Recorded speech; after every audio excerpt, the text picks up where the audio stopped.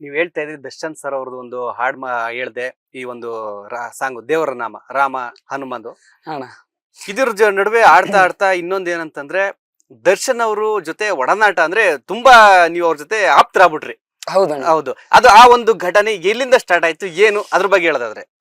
ಅದೇ ಅಣ್ಣ, ಈ ರೌಂಡ್ ಮುಗಿದ್ಮೇಲೆ ಕಾಮಿಡಿ ಕಿಲಾಡಿಗಳು ಸೀಸನ್ 4 ಹಾಗೆ ಮಾಸ್ ಸರಿಗಮಪ ಸೀಸನ್ 19 ನಮ್ ಸೀಸನ್ ಮಹಾಸಂಗಮ ನಡೆಯುತ್ತೆ. ಹೌದು, ನಡೀತಾ ಇರುತ್ತೆ. ದರ್ಶನ್ ಸರ್ಗೆ ಬಹಳ ಹತ್ರವಾದ ಸ್ನೇಹಿತೆ ನಮ್ಮ ಪ್ರೀತಿಯ ಕ್ರೇಜಿ ಕ್ವೀನ್ ರಕ್ಷಿತಾ ಮೇಡಮ್ ಆ ಒಂದು ಎಪಿಸೋಡ್ ಬಂದಿದ್ರು.